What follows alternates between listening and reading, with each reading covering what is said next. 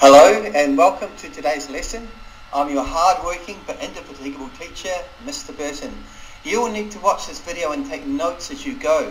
You may need to watch certain parts of the video a few times to ensure complete understanding. This is your homework and I will check your notes tomorrow before we get started. I hope you learned something. Okay, hello and welcome to today's lesson.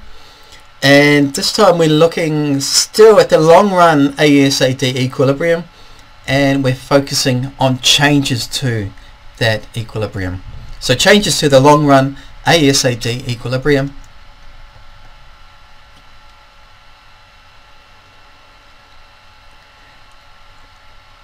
Initially we're going to focus on the monetarist model. So we're talking that vertical long run aggregate supply curve, which is the full employment level of output, where long run aggregate supply meets aggregate demand. We'll get the price level. We learned last time that the economy in the monetarist model will always return to that full employment level of output, and it does so automatically. Okay, where 81 meets a long run aggregate supply, we have the first price level 1. If there's a decrease in aggregate demand, a shift from aggregate demand 1 to aggregate demand 2, we'll get a decrease in the price level will drop to PL2. And conversely, if there's an increase in aggregate demand from 81 to 83 here, we'll get an increase in the price level from price level 1 to price level 3. So any shift in aggregate demand is not going to change the full employment level of output. All it's going to do is affect the price level. So in the monetarist model, aggregate demand is not going to affect long run levels of economic output. Short run yes, long run no. In this model, output and aggregate demand are unrelated. At any given level of total expenditure, whether it be increasing or decreasing, it only produces short-run changes in output. In the long run, real output automatically returns to the long-run equilibrium. Learn that statement, memorize it. In the long run, real output automatically returns to the long-run equilibrium, and that's at the full employment level of output, or YF. Now this is a key point. It's a key point. Due to the economic processes we outlined last time, and that was that the prices firms pay for factors of production are perfectly flexible. They're not sticky. They change as supply and demand changes.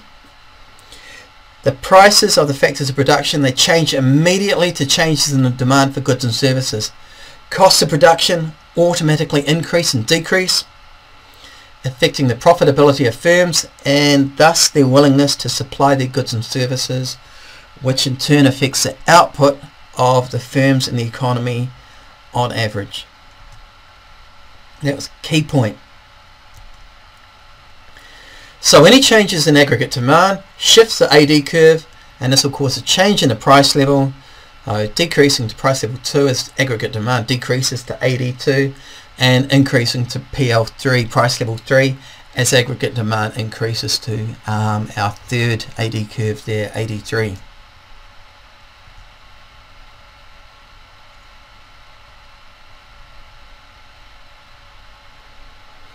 You notice we didn't even mention short run aggregate supply there. We didn't need to. We know that in the long run the economy always and automatically returns to YF.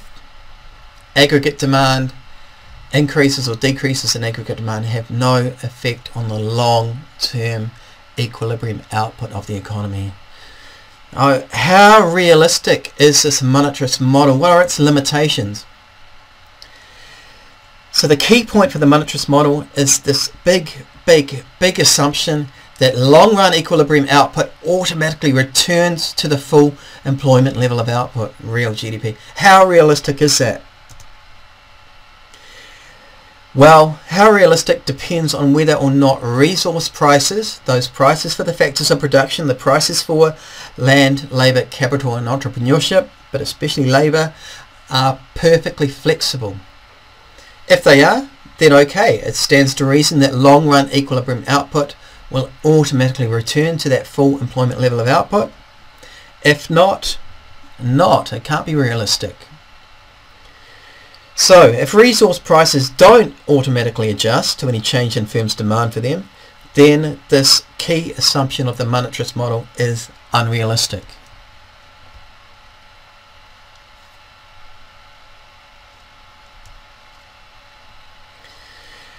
And we know, and it's clear, that there are different factors that can prevent resource markets from automatically clearing. And if this doesn't happen, if this happens, there'll be neither a surplus or shortage as demand for the factors of production change.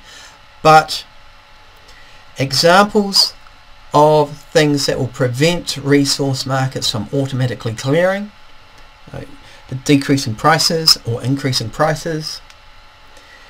The first and the easiest to explain: employment contracts that guarantee a determined wage and fair redundancy procedures. Employment contracts that guarantee a set wage. If the wage is set and the time of the employment contract is set, then there's no way that the price of labour can automatically adjust in all cases. Long-term rental agreements are often in places between firms and their landlords. And if there's a long-term rental agreement in place, how can the rent of the property, rent for land, increase or decrease automatically? Long-term finance arrangements between firms investing in capital equipment and their banks. Banks are pretty hard-nosed. It's difficult to break a finance agreement with the bank. They're often locked in place for often years. Firms may have problems disposing of surplus capital equipment, especially at short notice, and especially at a fair price. And this is especially true when firms on average are looking to dump assets into the market at the same time. So when there is an economic recession or when aggregate demand decreases, then if the monetarist model is holding true, then firms are looking to dispose of their surplus capital equipment, and they're all doing it at the same time. And if that's all happening at the same time, there's no way the firms are going to get a fair price. The prices for these capital equipments are going to be dropping like a stone. Contracts between firms and their suppliers for especially raw materials, they're often long-term in nature because firms need the guarantee of supply so they can plan for their production, and they often purchase supplies well into the future and they're locked into contracts for those supplies.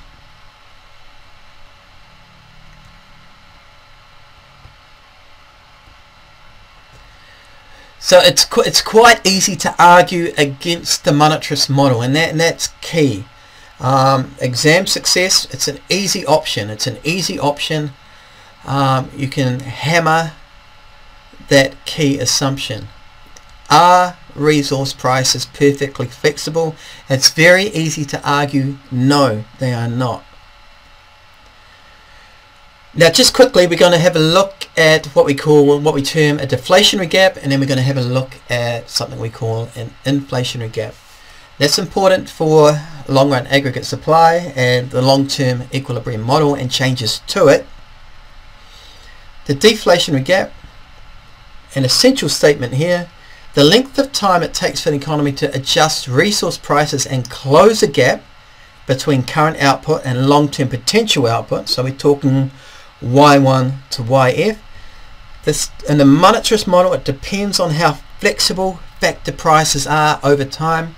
And again, we're especially referring to wages, which tend to be the stickiest, in inverted commas here, of factor prices. So we start the economy at our long run equilibrium position. short run aggregate supply equals aggregate demand equals long run aggregate supply. Long run aggregate supply at the full employment level of output and price level 1. If aggregate demand decreases, Y1 is less than YF, we are talking about a deflationary gap. So there's an output gap and negative output gap where the current short-term level of production is less than the full employment level of output. In this deflationary gap, we define it as being the amount by which actual aggregate supply exceeds aggregate demand at that full level of employment, i.e. the gap between Y1 and F is shown below, and this is going to cause a decrease in the price level from P1 to P2, PL1 to PL2. Okay, and this is shown as a movement down and along the short run aggregate supply curve, that first one. But as this happens, and we know from last time, this will cause an increase in short run aggregate supply, and we'll get a shift to that third point. The opposite occurs for what we term an inflationary gap. And again, an inflationary gap, this is where YF is less than the current level of output in the short term. Again, we're talking about the length of time it takes for an economy to adjust resource prices to be able to close that gap. Remember, the monetarist model says that this happens automatically. It all depends on how flexible factor prices are over time, and again, especially wages. We start the economy at point 1 here. An inflationary gap could be caused by an increase in aggregate demand, for example, and the full employment level of output, YF, is less than the current unsustainable level of output, Y1. An inflationary gap, YF, is less than Y1. Y1 is greater than YF. Our definition, inflationary gap, the amount by which actual aggregate demand exceeds aggregate supply at the full level of employment. And so we're talking about that gap between Y1 and YF shown here. It's going to cause an increase in the price level from PL1 to PL2. And as the price level increases, we get a shift from point 1 to point 2. It's a movement along the SRAS 1 curve, resulting in an increase in prices. This happens automatically in the monetarist model.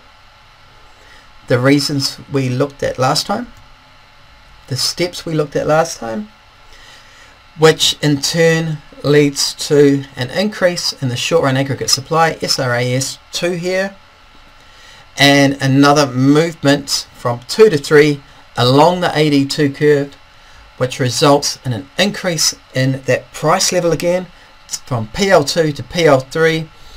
And this is a monetarist model in all its beauty, shifting the economy automatically back to that full level of output.